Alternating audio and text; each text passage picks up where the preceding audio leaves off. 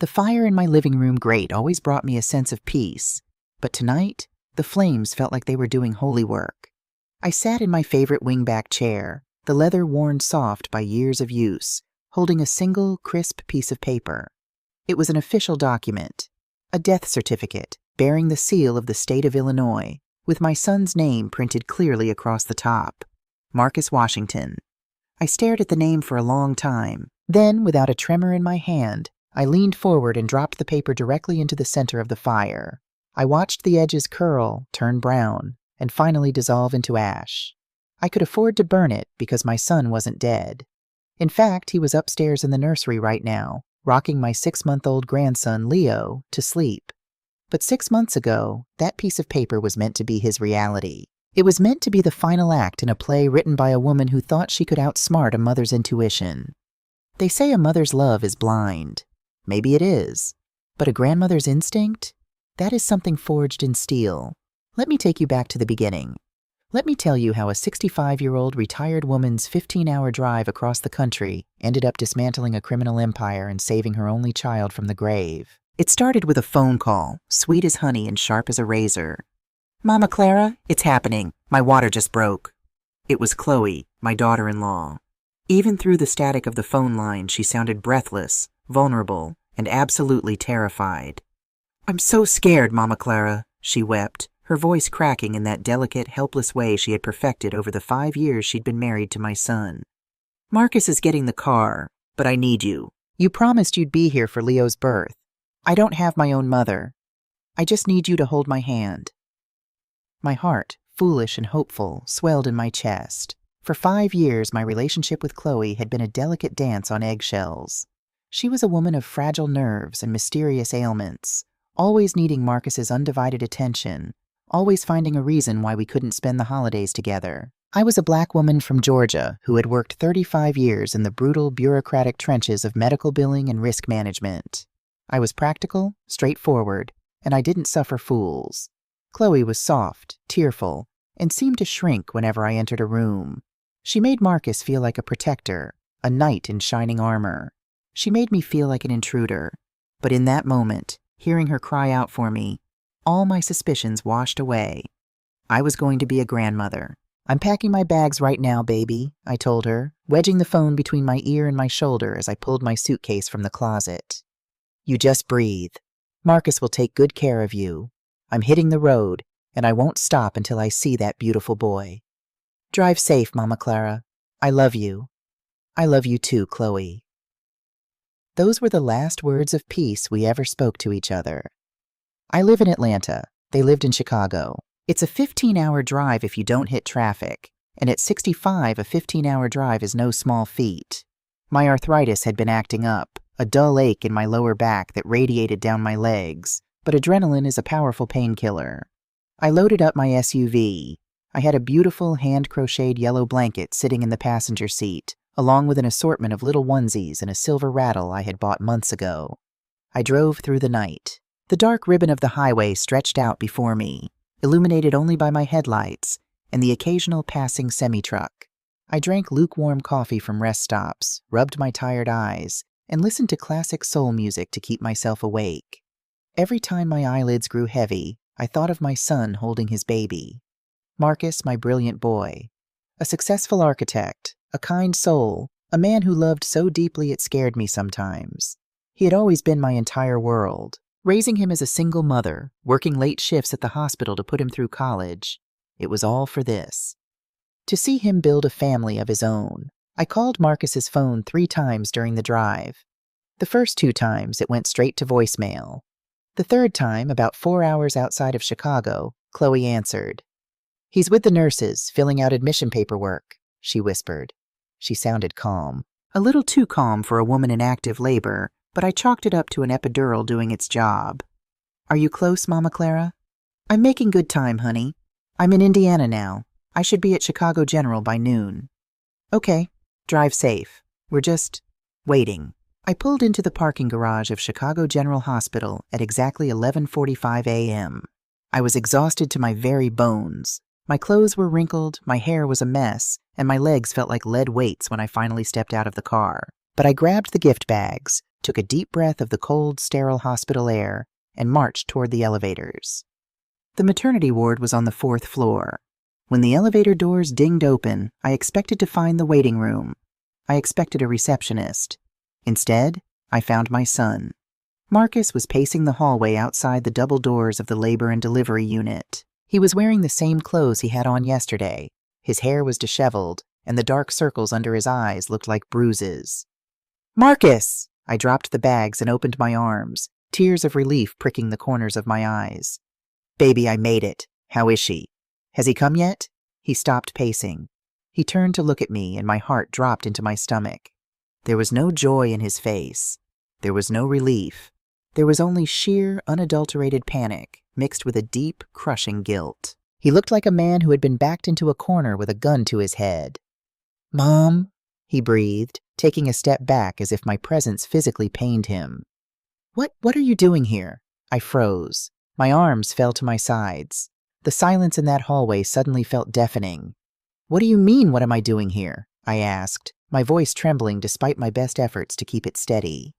"Chloe called me. She begged me to come. I drove straight through the night, Marcus. 15 hours. Marcus looked frantically over his shoulder toward the delivery room doors, then back at me. He ran a trembling hand over his face. "Mom, you can't be here. You have to leave."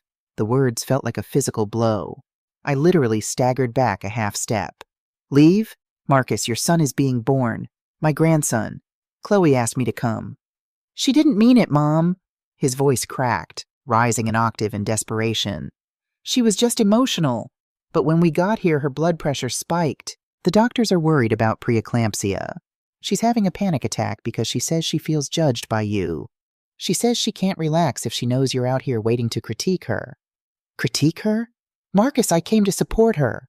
"I know, Mom, I know," he pleaded, grabbing my shoulders. His hands were shaking. "But you know how fragile her anxiety is.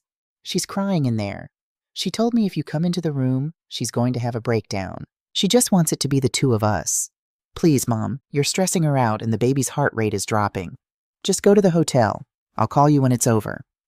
I stood there in the fluorescent light of the hospital corridor, a 65-year-old woman holding a bag of baby clothes, covered in highway dust, feeling more humiliated than I had ever felt in my entire life.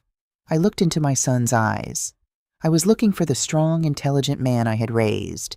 Instead, I saw a hostage. I saw a man so thoroughly terrified of upsetting his wife that he was willing to break his mother's heart without a second thought. I could have fought it. I could have pushed past him, demanded to see the nurses, caused a scene. But the thought of genuinely endangering my unborn grandson stopped me dead in my tracks. If Chloe truly was having a medical crisis, my pride wasn't worth a baby's life. I slowly bent down, picked up the gift bags, and pressed them into Marcus's chest. "Give these to Leo for me," I said quietly. I didn't yell. I didn't cry. My voice was completely hollow. "Mom?" "Go back to your wife, Marcus." I turned around, walked back into the elevator, and pressed the button for the parking garage. I didn't look back. I drove to a sterile, overpriced hotel near the airport. I sat on the edge of the stiff mattress, didn't bother taking off my shoes, and stared at the muted television screen. I waited. Hours ticked by. Afternoon turned into evening. Evening turned into night. At 9 p.m., my phone finally buzzed. A text message from Marcus. "Leo James Washington. 7 pounds 4 ounces. Healthy. Chloe is exhausted and sleeping. We need a few days of privacy to bond as a family. Love you. We'll send pictures later." A few days of privacy. To bond as a family. The implication was clear. I was not part of that family. I didn't reply. I packed my small suitcase, checked out of the hotel at 4 a.m., and began the 15-hour drive back to Atlanta. The drive home was a blur of tears, anger, and profound grief. I felt like a fool. I had let that woman play me like a cheap fiddle.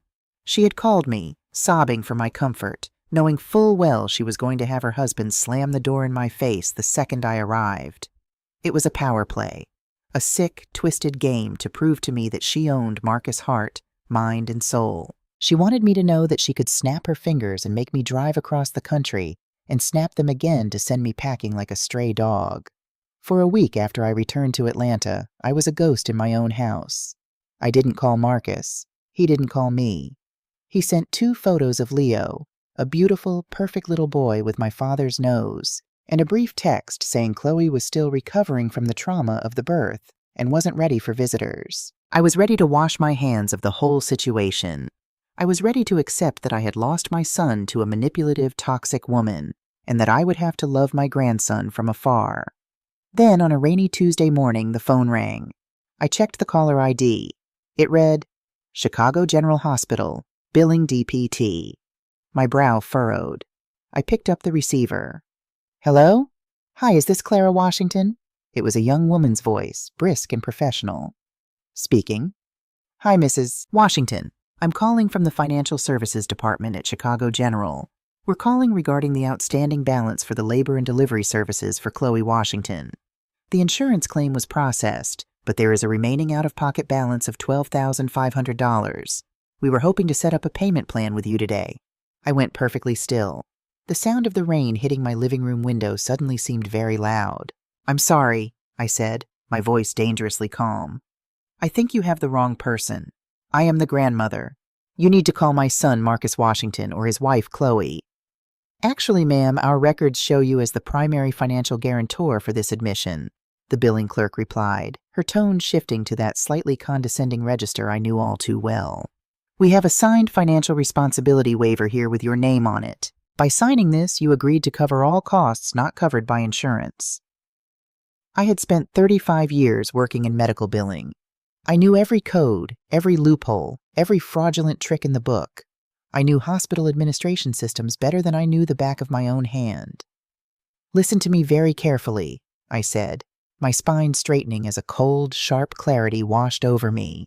I did not sign any financial guarantor forms for Chicago General. I was never admitted as a patient, and I never stepped foot past your 4th-floor elevator bay. Ma'am, I have the electronic signature right here on my screen. It was signed through our secure patient portal prior to admission. I want a copy of that document emailed to me immediately, I commanded, projecting my old Director of Risk Management voice. And I want the digital metadata attached to it. The IP address, the timestamp, everything. The clerk hesitated, clearly not used to a patient knowing what digital metadata was. I can send the PDF of the signed form, ma'am, but if you're disputing the signature, we will have to send this to our collections and fraud department. Send it to God if you want to, I snapped. Just get me that document.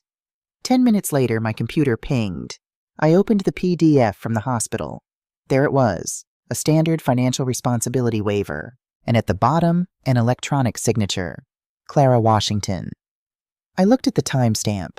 It was signed on the exact day I was driving to Chicago. I leaned closer to the screen, my heart beginning to hammer against my ribs. I pulled up the metadata properties of the document. Having worked in risk management, I knew how to read the breadcrumbs left behind by electronic signatures. The hospital used a standard DocuSign system which logs the IP address of the device used to sign it. I copied the IP address and ran it through a basic public geolocation tracker online. The map on my screen loaded. The red pin dropped. It wasn't a hospital IP address. It wasn't Marcus and Chloe's home Wi-Fi in the Chicago suburbs.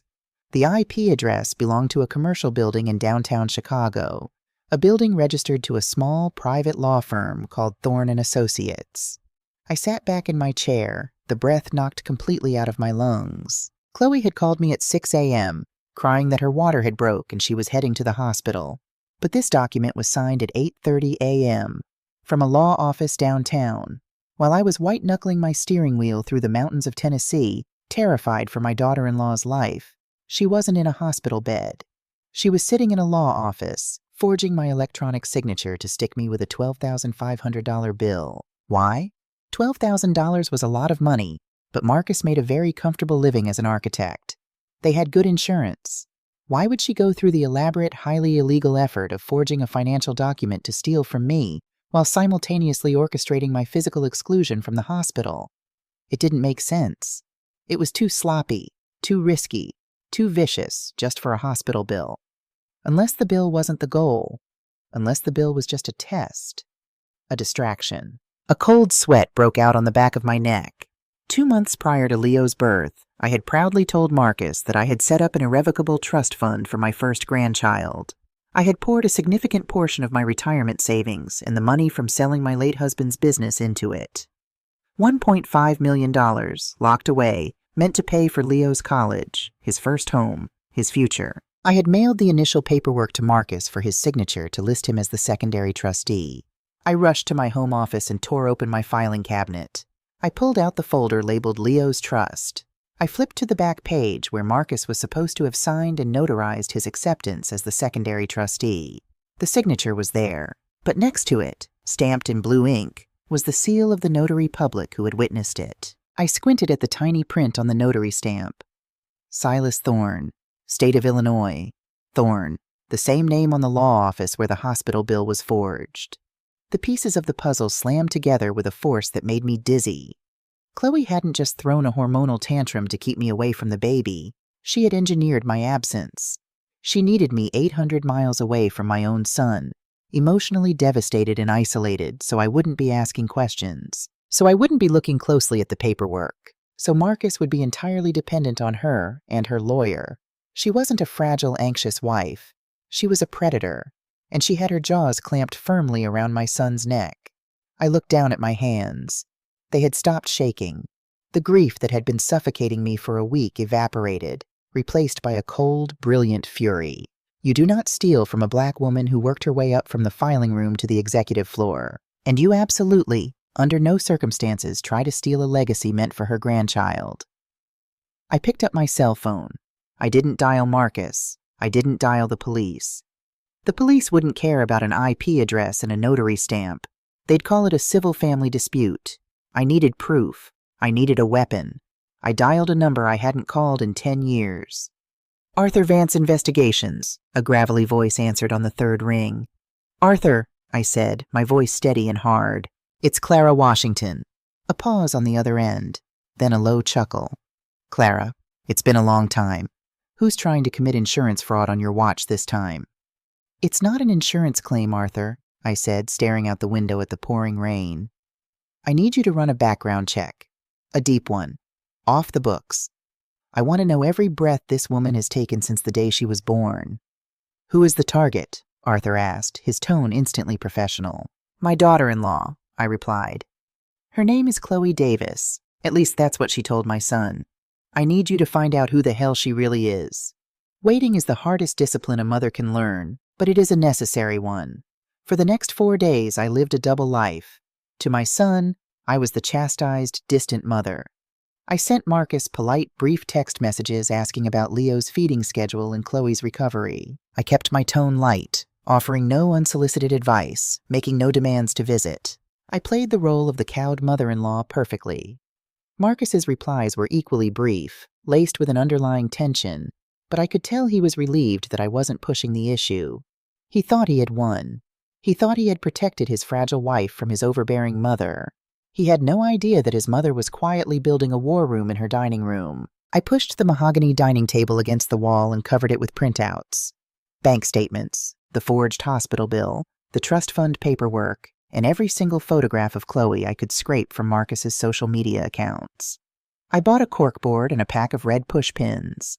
I was 65, but my mind was as sharp as it had been when I was 30, running a department of 50 people and hunting down million-dollar Medicare frauds. I knew Arthur Vance was doing the heavy lifting in Chicago. Arthur and I went way back. 15 years ago, my hospital had been targeted by an organized ring submitting thousands of fraudulent physical therapy claims. The local police had dragged their feet, calling it a victimless white-collar crime. I hadn't accepted that. I hired Arthur, a former Chicago homicide detective turned private investigator, who had a reputation for being relentless, discreet, and entirely unimpressed by authority. Together, we had dismantled that ring in 6 months. He knew my instincts were never wrong, and I knew he wouldn't stop until he found the bottom of the rabbit hole. On Thursday evening, the secure encrypted email application Arthur had made me install on my laptop chimed. A message popped up. Call me. Secure line. I locked my front door, poured myself a glass of bourbon, neat, no ice, and dialed his number. Tell me you found something, Arthur, I said the moment he picked up. Clara. His voice was gravelly, tired, and laced with a grim kind of respect. You didn't just find a rat in your kitchen. You stumbled into the whole damn sewer. I took a slow sip of the bourbon. The burn grounded me. Start from the beginning. The IP address. The notary.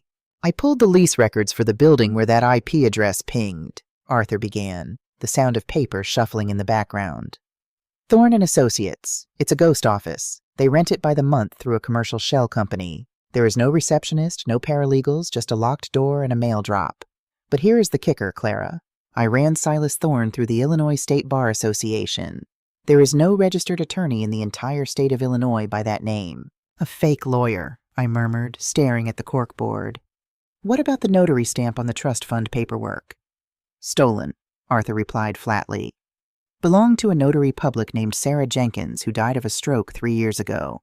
Somebody lifted her stamp when her estate was being cleared out and has been using it to legitimize fraudulent documents. My hand tightened around the glass. So the man advising my daughter-in-law, the man notarizing a $1.5 million trust fund for my grandson, is a phantom with a stolen stamp. That's just the appetizer, Arthur said. I could hear the flick of a lighter, the sharp inhale of a cigarette. You asked me to do a deep dive on your daughter-in-law, Chloe Davis, born October 12th, 1994 in Seattle, Washington. Sound right?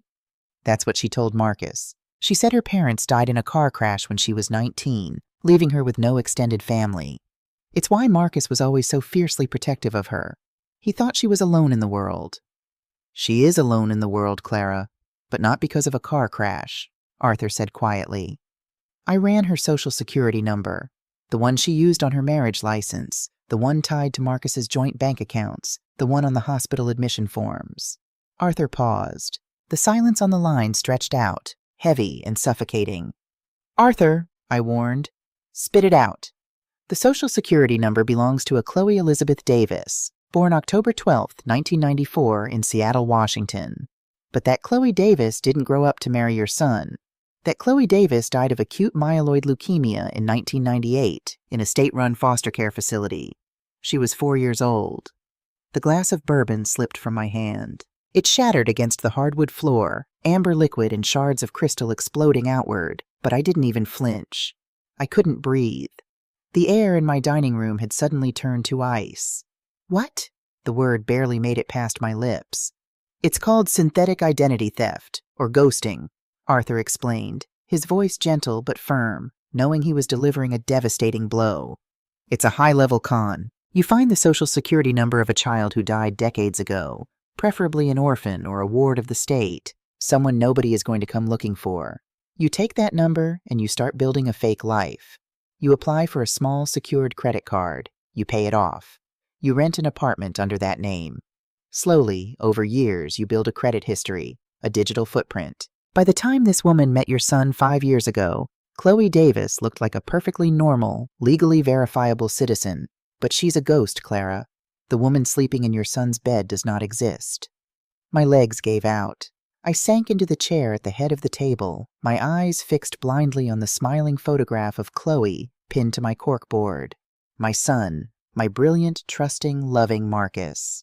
He had stood at an altar in a tuxedo and pledged his life to a phantom. He had bought a house with her. He had created a child with her. For 5 years, he had shared his deepest secrets, his fears, his dreams, his body, with a woman whose real name he didn't even know. The profound violation of it made me physically nauseous.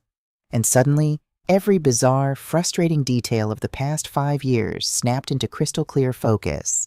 Why Chloe never wanted me to visit them in Chicago. Why she always claimed to be too sick to travel to Atlanta for Thanksgiving. Why she threw hysterical weeping fits whenever Marcus suggested hiring a private financial planner, insisting she would handle their taxes and bookkeeping to save money. Why she had systematically, deliberately, and ruthlessly isolated my son from his friends, his colleagues, and finally, his own mother. It wasn't because she was anxious. It wasn't because she was intimidated by me. It was because she was hiding in plain sight. She knew that I was a risk management director. She knew that if I spent too much time around her, if I asked too many questions about her childhood, her past, her non-existent Seattle family, the cracks in her story would start to show. She had to keep Marcus in an emotional quarantine. She had to make him believe that the outside world, especially his sharp-eyed mother, was a threat to their fragile, beautiful family. She had gaslighted my son into being his own prison guard. Clara, Are you still with me? Arthur's voice pulled me back from the edge of the abyss. I'm here, I rasped, wiping a cold sweat from my forehead. Arthur, if her name isn't Chloe Davis, then who is she? And who is Silas Thorne? That's what I'm working on now. Stripping away a synthetic identity takes time. She's covered her tracks beautifully. But criminals always make mistakes, Clara. They get greedy. And this woman is getting very greedy. The trust fund, I said, my voice hardening as the shock began to give way to a white-hot maternal rage.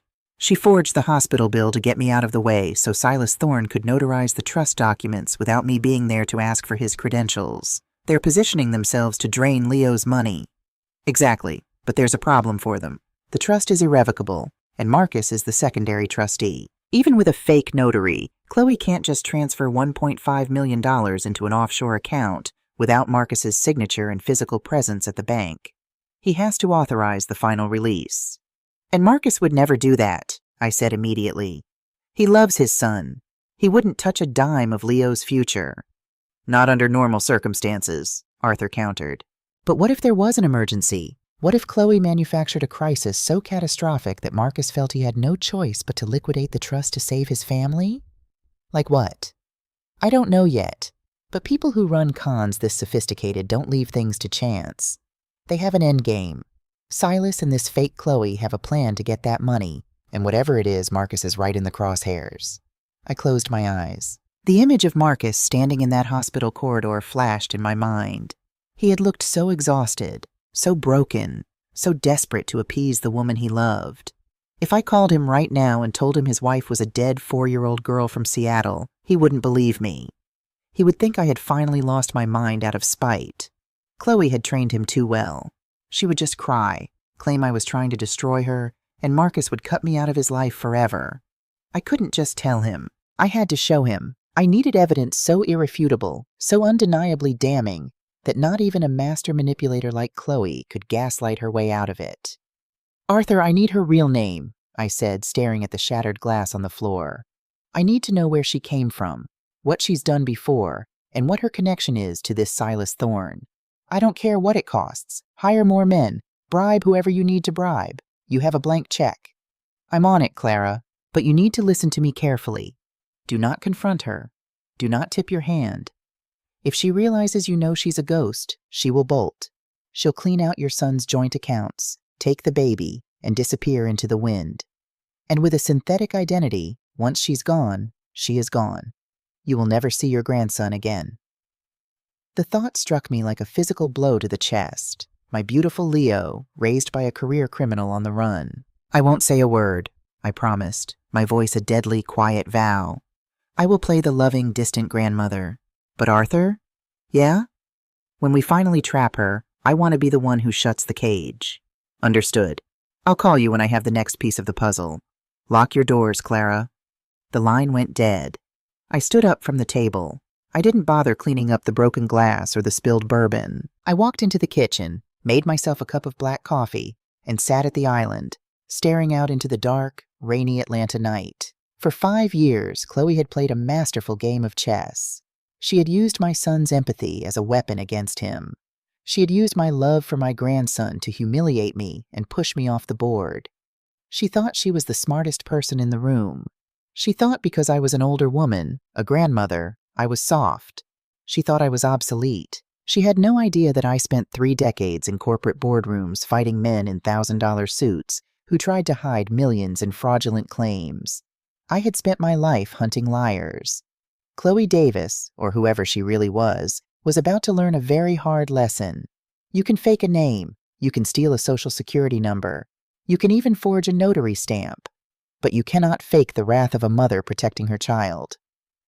I pulled my laptop toward me and opened a blank document. If I couldn't confront Marcus directly, I had to find a way to make him see the truth himself. I had to lay a trap. I needed to force Chloe to make a move, to overplay her hand in a way that Marcus couldn't ignore. The trust fund was the bait. $1.5 million. It was enough money to make anyone reckless. I began to type, outlining a plan that would either save my family or destroy it completely. I was betting my son's life, my grandson's future, and my own sanity on the fact that Chloe's greed was stronger than her patience. The Phantom of Chicago thought she had won the war when she closed the hospital doors on me. But she didn't realize that by locking me out, she had set me completely free to destroy her. The chess match wasn't over. It was just my turn. The manila folder sitting on my lap during the flight to Chicago weighed less than a pound, but it felt like I was carrying an anvil across state lines. Inside were 30 pages of meticulously documented proof, gathered by Arthur Vance, detailing exactly how the woman my son married was a phantom. I had spent my entire career managing risk, predicting disasters, and mitigating fallout. But there is no textbook, no corporate seminar that can prepare a mother for the task of walking into her only child's home to tell him his entire life is a lie. I didn't tell Marcus I was coming. I rented a car at O'Hare and parked a block away from his beautiful colonial-style house in the affluent suburbs. It was a Tuesday morning. I knew Marcus had taken a month of paternity leave, and I knew from Arthur's surveillance that Chloe had a standing appointment with a postpartum holistic therapist every Tuesday at 10 o'clock. I needed Marcus alone. I needed him without his warden. When I knocked on the heavy oak door, it took a long time for him to answer. When he finally did, my breath hitched in my throat. My beautiful, vibrant son looked like a shell of himself. He was wearing sweatpants, his hair was unwashed, and he had the hollow, vacant stare of a man who hadn't slept a full night in weeks. "Mom?" He blinked, leaning against the doorframe as if he needed it to keep him upright. What are you doing here? Did someone die?" "No, baby," I said softly, my heart aching at the sight of him. "Can I come in?" He looked nervously over his shoulder into the empty house, a reflex that told me everything I needed to know about the atmosphere he was living in. "Chloe isn't here. She's at therapy. She's been having a really hard time, Mom. If she comes back and sees you here, it's going to trigger a massive panic attack." "I know she isn't here, Marcus. That's why I came." I stepped forward, gently pushing past him into the foyer. "We need to talk, right now." The house was immaculate, but it felt cold, stripped of personality. None of the warm, vibrant art Marcus used to collect was on the walls. It looked like a staging home, perfectly curated and entirely lifeless. I walked into the living room and set the manila folder on the glass coffee table. I sat on the edge of the sofa, keeping my posture open, non-threatening. "Marcus, please sit down." He stayed standing, crossing his arms protectively over his chest. "Mom, whatever this is, I can't handle it right now. I'm exhausted. Leo was up all night with colic. Chloe is barely eating, and the hospital keeps sending us these insane billing notices." He rubbed his temples. "I just don't have the bandwidth for a family lecture today." "I'm not here to lecture you," I said, keeping my voice as calm and steady as a metronome. "I'm here because you are in danger, and Leo is in danger." That got his attention. His head snapped up, his eyes flashing with a sudden protective anger. "What are you talking about?" I tapped the manila folder. "Marcus, I need you to listen to me, and I need you to look at the documents in this file. I know you love your wife, but the woman you married is not who she says she is." He let out a harsh, bitter laugh. "Oh my God, is this what this is? You flew all the way to Chicago to tell me you ran a background check on my wife because you still can't stand that I chose her over you?" "I didn't run a background check because I don't like her," I said firmly, refusing to take the bait. "I ran a background check because while I was driving 15 hours to meet my grandson, your wife was sitting in a fake law office downtown, using a stolen notary stamp to forge my signature on a $12,000 hospital bill. And that same fake lawyer is the one who notarized the $1.5 million trust fund I set up for Leo." Marcus froze. The anger in his face fractured, replaced by sheer confusion. "That makes no sense. Chloe was at the hospital. Her water broke." "No, Marcus. She told you her water broke. Did you actually see it? Or did she just go into the bathroom, come out crying, and tell you it was time to go?" He opened his mouth to argue, but no words came out. I could see the memory playing behind his eyes, the sudden realization dawning on him. I pushed the folder toward him. "Open it. Look at the IP address logs. Look at the times. But that is just the beginning, honey. The Social Security number she is using belongs to a 4-year-old girl who died in a Seattle foster home in 1998. Her name is not Chloe Davis. She is a synthetic identity. A ghost." "Stop it," Marcus whispered, backing away from the table as if the folder was a venomous snake. "Just stop it, Mom. You sound insane. You sound paranoid. Chloe is an orphan. She had a hard childhood. Her records got messed up in the system." "A messed up record doesn't forge a hospital bill. I pressed, my voice rising with urgency. A messed up record doesn't hire a fake lawyer. Marcus, they are isolating you. They are draining your energy so you won't fight back when they make a move for Leo's trust fund. You have to wake up. I said stop, he yelled, his hands flying to his head. It is a terrifying thing to witness the physical manifestation of cognitive dissonance. Marcus was a brilliant architect. His entire brain was wired for logic, structure, and reality. But for 5 years, his reality had been systematically dismantled and rewritten by a master manipulator. He was suffering from profound gaslighting. To accept the truth in that folder meant accepting that his marriage, his child's mother, and his own judgment were entirely fraudulent. It was too much for his exhausted brain to process. It was easier to believe that his mother was crazy. Marcus, please, I begged, tears finally spilling over my eyelashes. Just look at the papers. Just read the first page. He took a shaky step toward the table. His hand reached out, hovering over the manila folder. He was going to open it. He was going to see the truth. And then the front door clicked open. Babe, I'm home. Chloe's voice, high-pitched and sickeningly sweet, echoed through the foyer. Marcus jerked his hand back from the folder as if he had been burned. Chloe walked into the living room, carrying a small paper bag from a high-end bakery. She was wearing a beige cashmere sweater and leggings, looking every bit the exhausted, affluent suburban mother. When she saw me sitting on the couch, she didn't gasp. She didn't drop her bakery bag in shock. For a fraction of a second, less time than it takes to blink, her eyes locked onto mine. The mask slipped. In that microsecond, I didn't see a fragile, anxious new mother. I saw a predator. Cold, calculating, and absolutely lethal. She saw the manila folder on the table. She knew exactly what was happening. Then the mask slammed back into place. Her eyes widened. Her lower lip began to tremble. She dropped the bakery bag, letting it spill onto the hardwood floor, and let out a choked, terrified sob. Marcus? She whimpered, backing away toward the wall, her hands flying to her mouth. Marcus, what is she doing here? Why is she in our house? Marcus immediately moved between us, his protective instincts overriding everything else. Chloe, it's okay. I didn't know she was coming. She hates me, Chloe cried, her breathing becoming rapid and shallow. She slid down the wall, pulling her knees to her chest, hyperventilating perfectly on cue.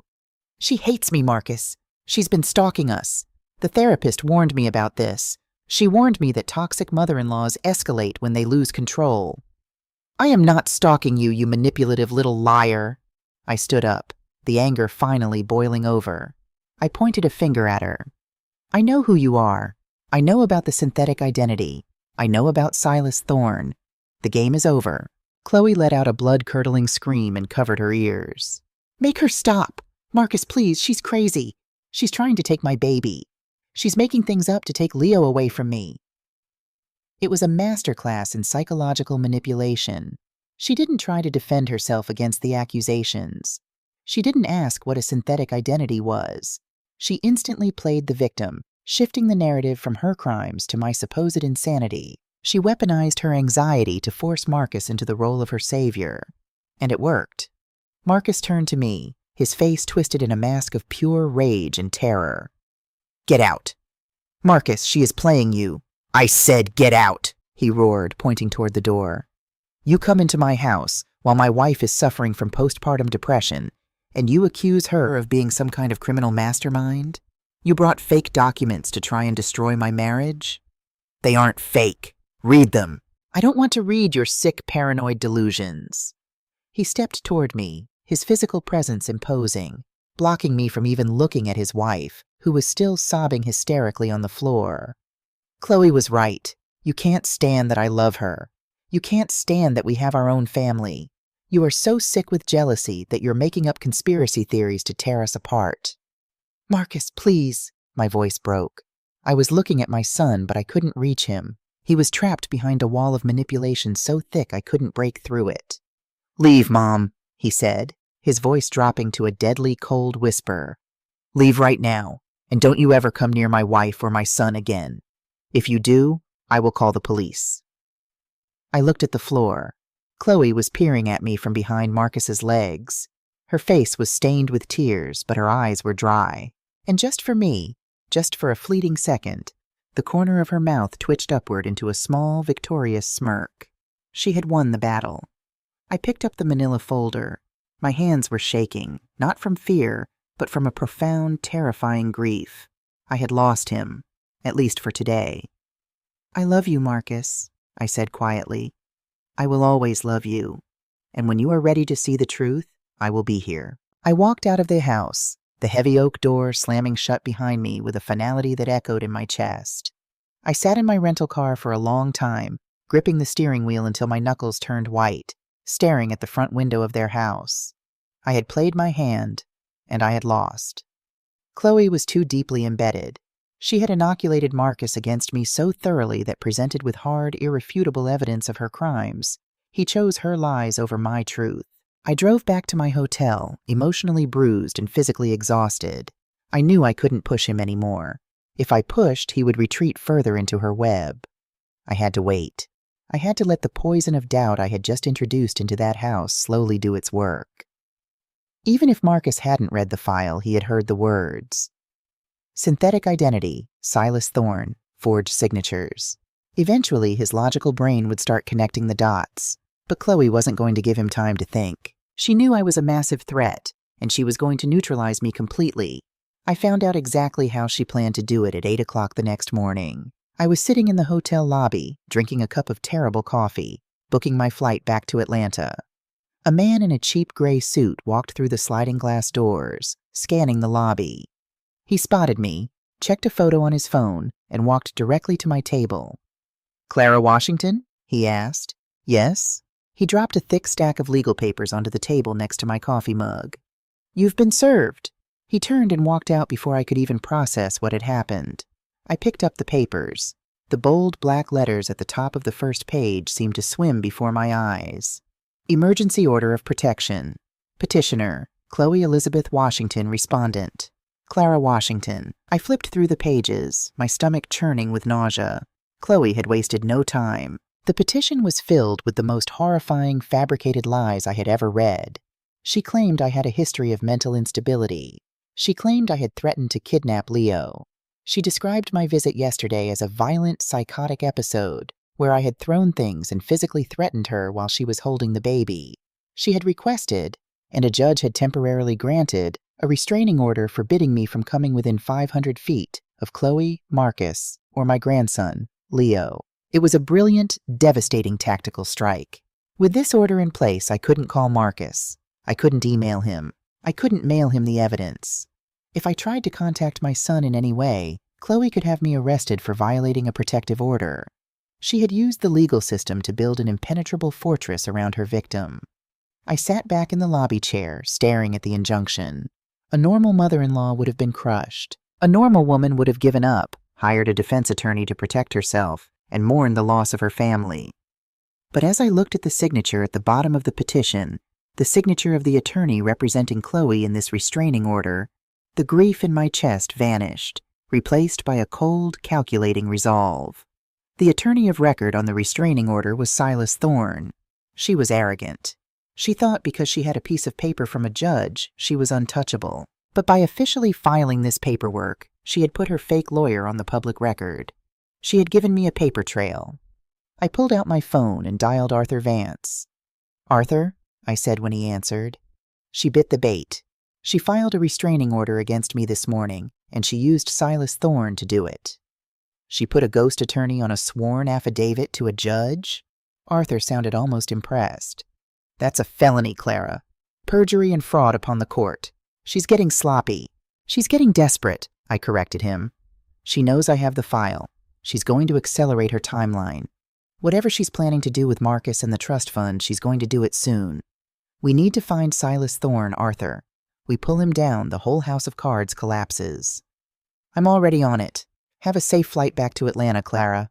It's time to go on the offensive." I hung up the phone and looked at the restraining order one last time before shoving it into my bag.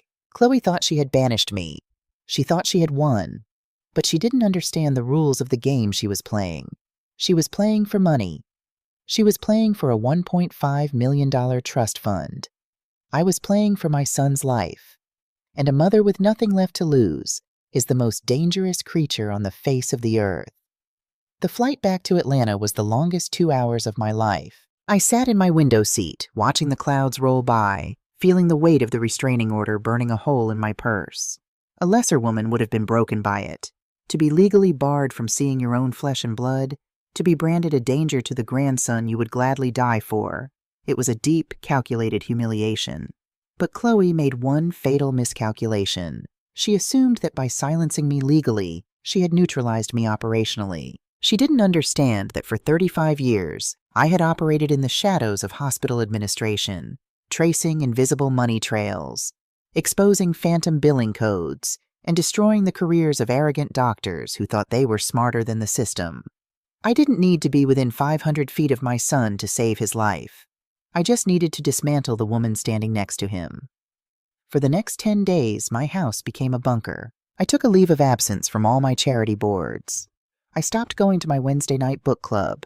I lived on black coffee, delivery food, and a secure encrypted line to Arthur Vance. Arthur had taken the restraining order as a personal insult. In his line of work, a fake lawyer filing a sworn affidavit in a federal court wasn't just a crime, it was an invitation to a bloodbath. "I pulled the filing records for your restraining order, Clara," Arthur said late one Thursday night. The glow of my laptop screen was the only light in my home office.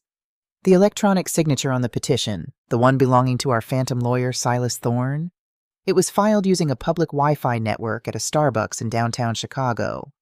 But you have to pay court filing fees with a credit card, and our friend Silas made a mistake.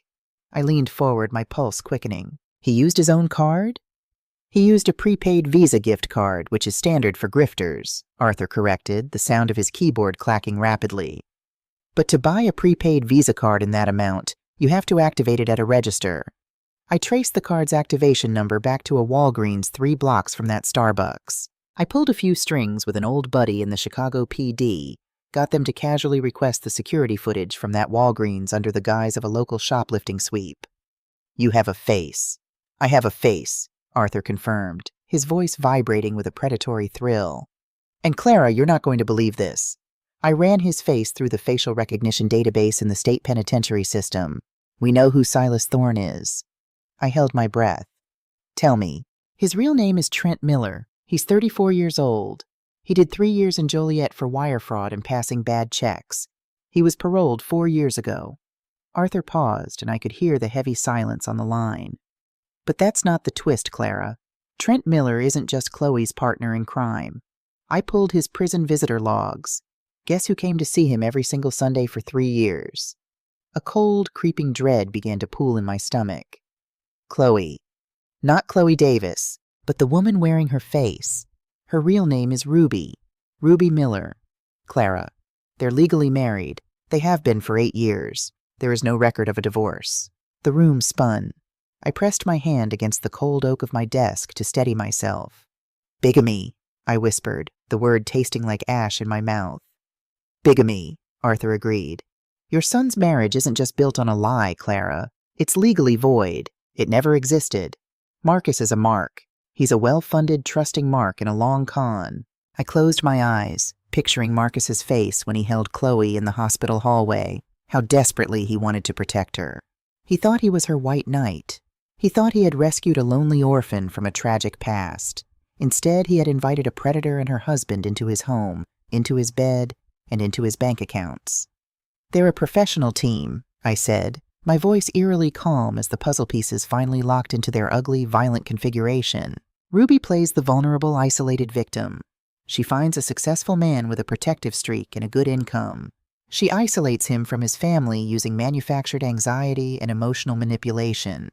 Trent stays in the shadows, acting as the fake lawyer, the fake notary, forging documents to drain the target's assets."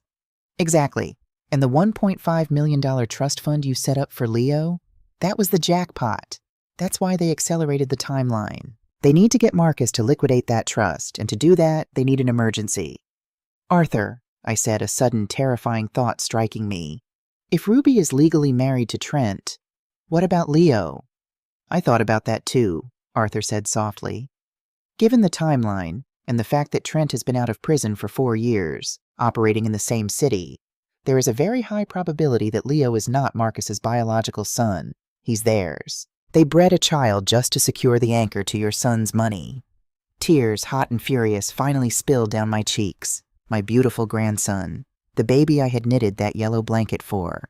He was a prop, a biological weapon manufactured by two sociopaths to crack open a vault. "I'm going to destroy them," I breathed, the words carrying the weight of a sacred vow. "I am going to take everything they have." "I'm with you, Clara, but to do that we need to know their next move. Trent Miller is careful, but he's arrogant. He uses an encrypted email service based out of Switzerland to communicate with Ruby. It's tough to crack, but not impossible. Give me 48 hours. I'm going to bring a guy in who specializes in this kind of digital lockpicking." For 2 days, I paced my house like a caged tiger. The knowledge that my son was living under the same roof with a woman who belonged to another man, a woman who viewed him as nothing more than an ATM, was agonizing. I couldn't sleep. Every time the phone rang, my heart jumped into my throat. On Saturday afternoon, Arthur called. He didn't greet me. He didn't offer any preamble. "Clara," he said, and the absolute dread in his usually unshakable voice made the blood freeze in my veins. "We have a massive problem. You need to sit down." I sank into my desk chair. "Did you get into the email?" "We got in. I've been reading through Trent and Ruby's communications for the last 3 hours. Clara, the trust fund isn't the end game. It never was. It was just a bonus." "What are you talking about?" "I'm looking at underwriting documents, Clara. Scanned PDFs. Over the last 18 months, Ruby has systematically purchased 3 separate massive life insurance policies on Marcus. Different carriers, so they wouldn't flag each other in the underwriting process. She forged his medical records. She forged his electronic signatures." My background in risk management flared to life. "How much, Arthur?" "Policy 1 is for $2 million. Policy 2 is for another $2 million. The third is an accidental death and dismemberment policy that pays out triple. Total coverage is $8 million, and Ruby, under the name Chloe Washington, is the sole beneficiary." The air left my lungs. The room went pitch black for a terrifying second. $8 million, I choked out. "They aren't going to just steal the trust fund and file for divorce, Clara," Arthur said, his voice dropping to a grim whisper. "If they divorce him, she gets half his assets, maybe alimony, but she loses the big payday. You don't buy $8 million in life insurance on a healthy 32-year-old man unless you're planning on cashing it out. They're going to kill him." The words sounded absurd, like something out of a cheap late-night movie, but in the cold light of day, it was the only logical conclusion. "They're going to stage an accident," Arthur confirmed. "I found a draft email in Trent's outbox. He's been researching the brake lines on Marcus's specific model of SUV. He's been looking up the toxicity levels of certain prescription sleep aids mixed with alcohol. Clara, your visit to Chicago spooked them. You pushing that manila folder in her face accelerated their timeline. Ruby told Trent they can't wait for the trust fund to mature. You're too close. They're planning to do it before the end of the month." I looked at the calendar on my desk. It was the 18th. My son had less than 2 weeks to live. Panic, raw and blinding, threatened to overwhelm me. My hands shook so violently I nearly dropped the phone. The urge to call Marcus, to scream at him to run, to call the Chicago police and demand they arrest his wife, was almost unbearable. But my 35 years in corporate warfare kicked in. If I called the police with hacked emails, they wouldn't be admissible in court. The police would take days to investigate, and in that time Ruby would realize the breach. She would wipe the servers, play the victim, and Marcus would defend her. She would just wait for things to cool down, and then Marcus would have a tragic, fatal accident on a rainy highway a few months later. And if I violated the restraining order by calling Marcus directly, Ruby would have me arrested, removing the only person standing between her and my son's life insurance payout. I couldn't just warn him. I had to catch her with her hand on the knife. I had to force her into a public, undeniable corner where Marcus would see the monster she was with his own eyes, and the police would have no choice but to put her in handcuffs. "Arthur," I said, forcing my breathing to slow down, forcing my brain into a state of absolute, icy calculation. "We have to flip the script. We have to give them a reason to keep him alive just a little bit longer. We need bait. Something so big, so tempting, that they put the murder plot on hold to grab it. What do you have in mind?" "The trust fund," I said, my eyes locking onto the framed photo of Marcus on my desk. "Right now it's locked. They can't access it without my signature to release the primary trusteeship, and Marcus's signature to accept it. They think I'll never sign it over to her. You wouldn't. I would if it buys my son time, I said fiercely. I'm going to contact my estate lawyer. I'm going to draft a formal surrender of the trust. I will voluntarily step down as the primary trustee and sign full control over to Marcus and his wife. But there will be a condition. What condition? I have a restraining order against me, I said, my mind racing ahead, building the trap. I can't contact them, so I will have my lawyer contact her fake lawyer, Silas Thorne. We will tell them that the stress of this family feud has broken my health. I am surrendering. I am giving them the $1.5 million. But to finalize the transfer, the bank requires all parties to sign the release documents in person, in a secure bank branch with a bank-certified notary. No electronic signatures. No third-party notaries. Arthur was silent for a long moment. Then a low whistle came through the speaker. You're drawing them out into the open. You're forcing Ruby and Trent to walk into a federal bank together to claim a fraudulent transfer. Exactly. Trent has to show up to represent her as Silas Thorne. Ruby has to show up to sign as Chloe. If they sign those papers to take that money under false identities, it's federal bank fraud. It's an instant felony. And more importantly, Arthur, Marcus will have to be there. He's the secondary trustee. He has to be present for the transfer, Arthur realized. I'm going to make my son watch his wife commit a federal crime, and when she signs that paper, I want the FBI waiting in the lobby. It's a hell of a gamble, Clara. If they don't take the bait, they will take the bait, I said with absolute certainty. Greed is the only god they worship. $8 million from life insurance is nice, but it requires staging a murder, dealing with police investigations, and waiting for a payout. $1.5 million in cash handed to them on a silver platter today? They won't be able to resist. I'll contact my guy at the FBI white-collar division, Arthur said, his voice turning deadly serious. I'll give him the hacked emails, the life insurance fraud evidence, the synthetic identity file.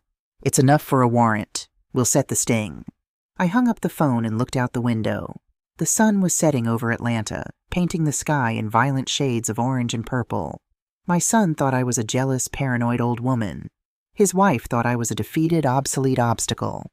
They were both about to learn that you never, ever back a mother into a corner. I was about to walk into the lion's den, and I wasn't leaving until I brought my son home.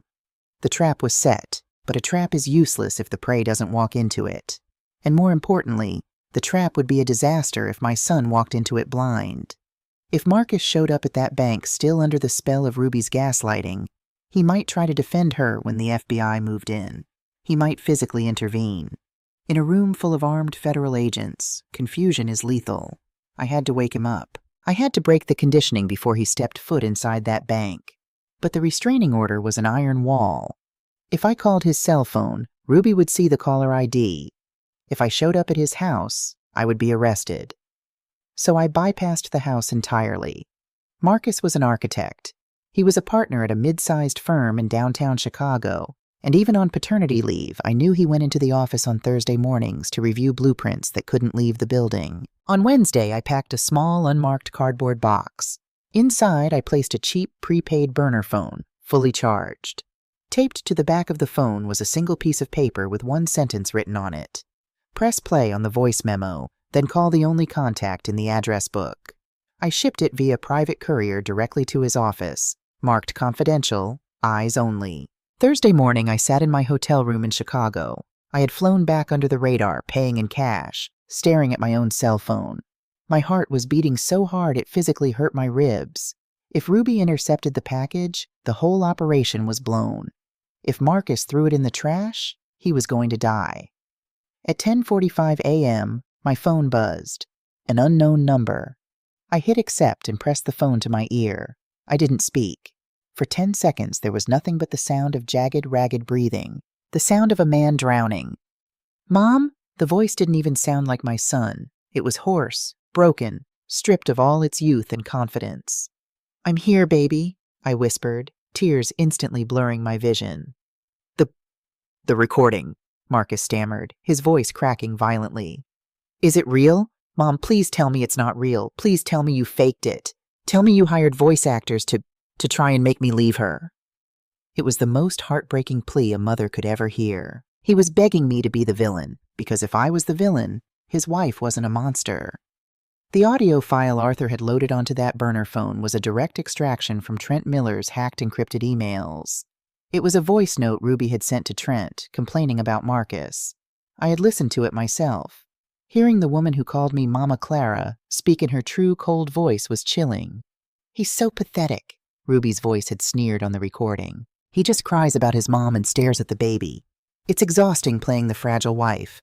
Just finalize the break line research, Trent. I want the $8 million before Thanksgiving. I can't look at his stupid, trusting face anymore." "It's real, Marcus," I said, my voice thick with sorrow. "Her name is Ruby Miller. She is legally married to a convicted felon named Trent. She stole the identity of a dead 4-year-old girl, and she is going to murder you for the life insurance money." A terrible, agonizing sob ripped out of my son's throat. It was the sound of a man's entire reality shattering into a million irreparable pieces. I sat on the edge of my hotel bed and wept with him, separated by miles of city blocks, but united in our grief.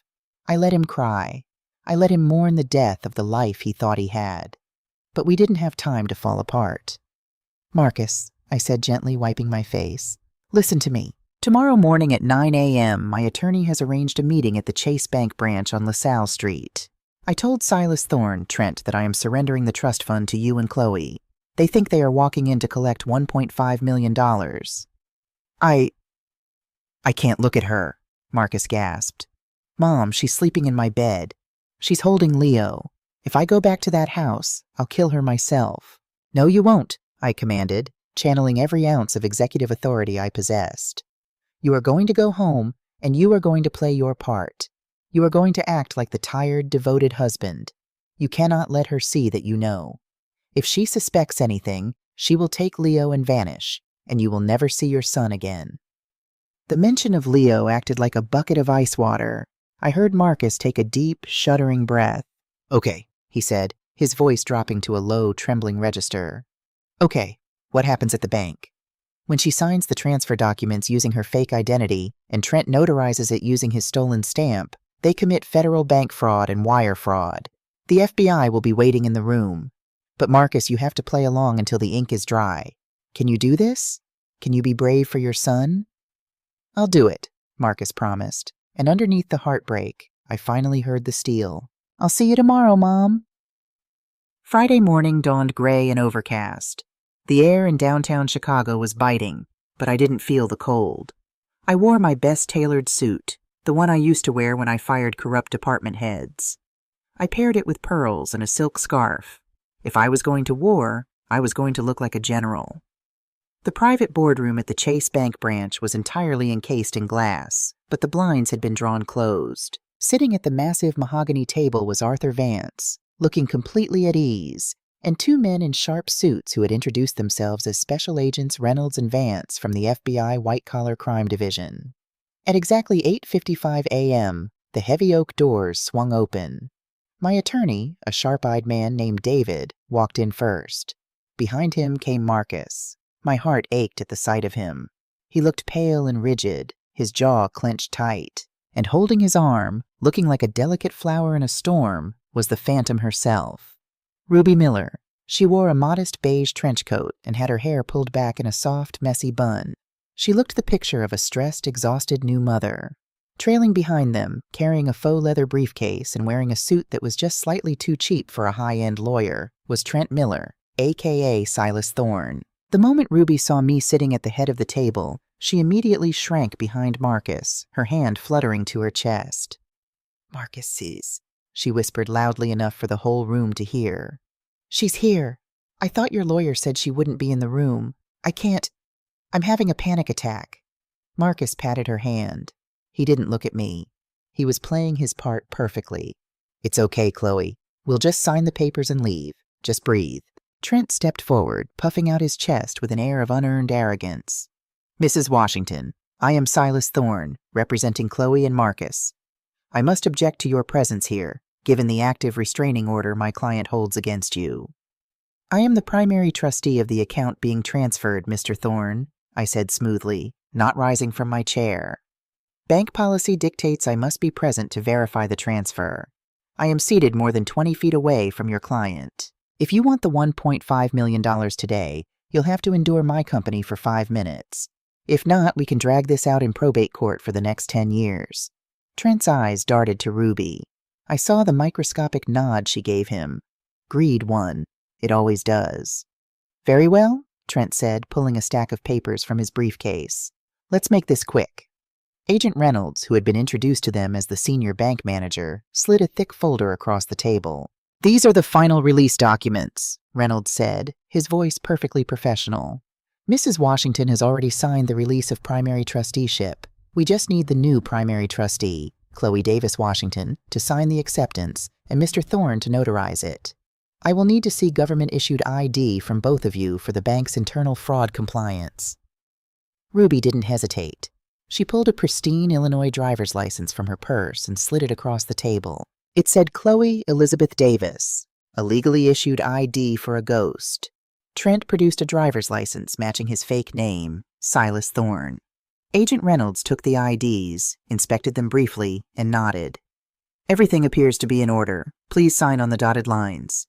The room was so quiet you could hear the hum of the HVAC system. I watched Ruby pick up the heavy silver bank pen. She looked down at the document. $1.5 million. It was right there, inches from her fingertips.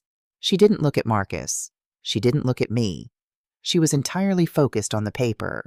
She pressed the pen to the document and signed her fake name in smooth, practiced cursive. Chloe Elizabeth Davis Washington. She pushed the paper to Trent. He pulled his stolen notary stamp from his briefcase, pressed it onto the ink pad, and slammed it down onto the paper next to her signature. Thwack! The sound echoed in the silent room like a gunshot. Done, Trent said, a smug, victorious smile spreading across his face. He looked at me, his eyes dancing with mockery. Pleasure doing business with you, Clara. I didn't smile back. I just looked at my watch. The pleasure, I said softly, is entirely mine. Agent Reynolds picked up the document. He didn't put it in a folder. He folded it neatly and slipped it into the breast pocket of his suit. Trent Miller, Reynolds said, his voice dropping its friendly corporate tone and replacing it with the hard edge of federal law enforcement. Ruby Miller, you are both under arrest for conspiracy to commit bank fraud, wire fraud, aggravated identity theft, and attempted grand larceny. Trent froze. The smug smile instantly melted off his face, replaced by a mask of sheer, unadulterated terror. What? No, my name is Silas Thorne. I'm an attorney. You're a parole violator out of Joliet who just stamped a forged document in a federally insured institution. Arthur Vance spoke up from the corner, standing up and unbuttoning his jacket to reveal the shoulder holster beneath. Before Ruby or Trent could move, the boardroom doors flew open. 4 uniformed Chicago police officers and 2 more FBI agents swarmed the room. Hands on the table, do it now, an officer barked, grabbing Trent by the shoulder and forcing him face down onto the mahogany wood. The metallic click of handcuffs echoed through the room. Ruby didn't fight the officers. She didn't scream. For a moment, the mask remained in place.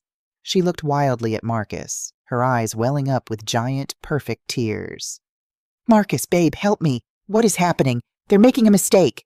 Tell them who I am, she cried out, reaching her hands toward him as an officer grabbed her arms. Marcus stood up. He looked down at the woman he had loved, the woman who had mothered his child, the woman who had planned his murder. I know exactly who you are, Ruby, Marcus said. His voice was completely devoid of emotion. It was the voice of a man speaking to a stranger. And I know about the $8 million in life insurance. The tears in Ruby's eyes vanished instantly. The transition was so abrupt, so jarring, it was like watching a completely different human being step into her skin. The fragile, terrified mother evaporated. Ruby stood up straight, shrugging off the officer's grip just enough to glare at Marcus. Her face twisted into a sneer of pure vitriolic hatred. You stupid, pathetic little boy, she spat, her voice dropping into a harsh, vicious growl. You actually thought a woman like me would love a boring, spineless mark like you? You were nothing but a paycheck. You were a walking ATM. I should have had Trent cut your brake lines the day after the wedding. Marcus flinched, the words striking him like physical blows, but he stood his ground. Ruby threw her head back and laughed, a cold, rattling sound. You think you've won?